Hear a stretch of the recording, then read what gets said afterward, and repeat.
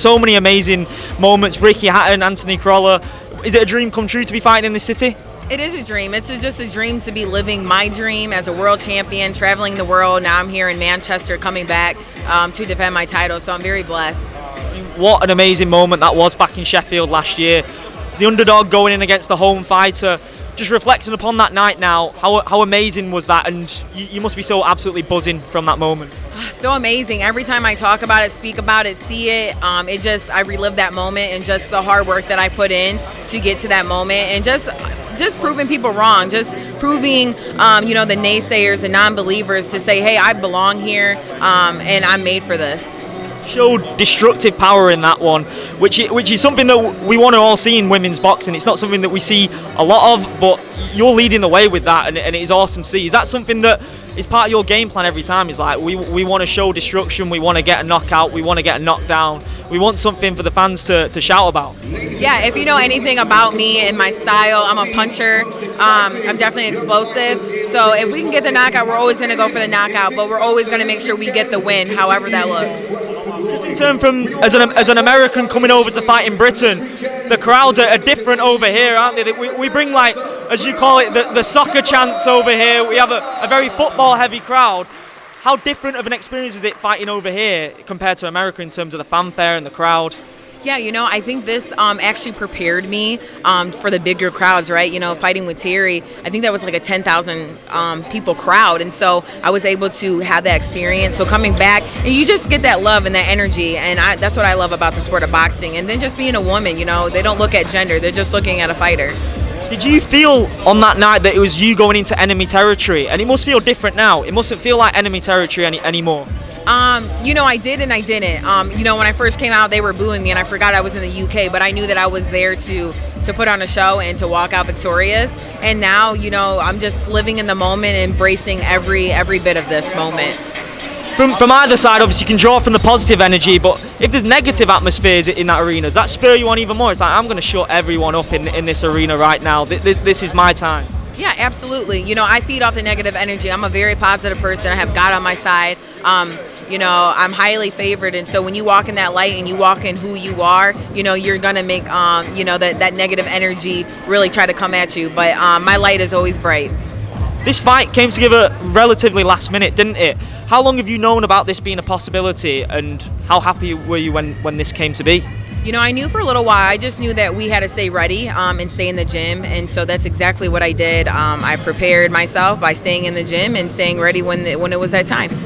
And obviously Matchroom have a massive presence in the USA as well.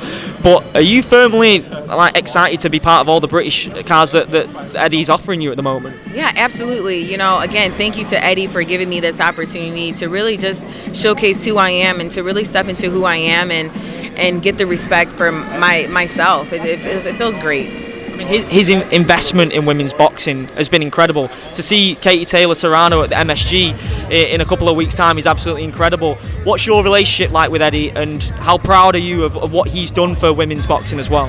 Eddie Hearn, again, is a man of his word. He represents the women just as well.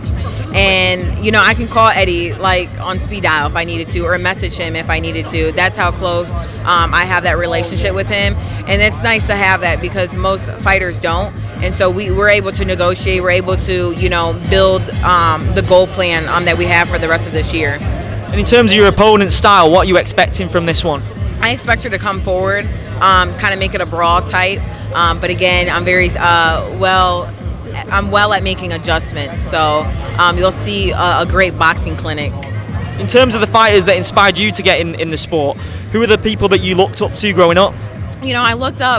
I didn't really look up to many boxers, but because we didn't have any at that time that I was able to connect with. I just knew that I had a hard work ethic, and then I knew that I wanted to be something great, and I didn't want to settle for average. But I would say Mike Tyson gave me that spunk and that energy that I needed.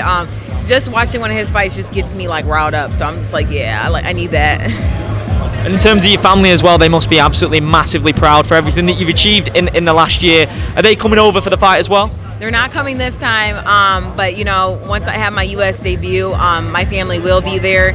I have a big family, so I'm sure they can't wait to see me fight. It's clear to see that you're a massively ambitious person. Obviously, main events and selling out arenas on your own is well within your sights. How close do you think that is for yourself? I would say very close. I would say, we have a 4-fight deal with Matchroom, and so I believe maybe my 4th fight we can get, a main card event back in Detroit, because it's definitely doable. I sell a lot of tickets, and I'm a ticket seller, and I'm good. I'm good. In terms of that Taylor Serrano fight we mentioned, how do you see that one going? It's an incredible matchup, isn't it? Great fight. I love that fight. I think the styles are perfect. It's difficult to choose a winner. You have Amanda, who's a heavy puncher. You have Katie Taylor, who's has ring generalship. She knows how to move in the ring. She's been in the Olympics. She's been in there with a lot of different styles as well. And so I guess whoever comes with the best game plan is going to be victorious. 100%. We all know as fight fans, it's going to be excitement when you get in there on Saturday night. I really appreciate your time, and best of luck to you on Saturday. Thanks so much. Thank you. No problem.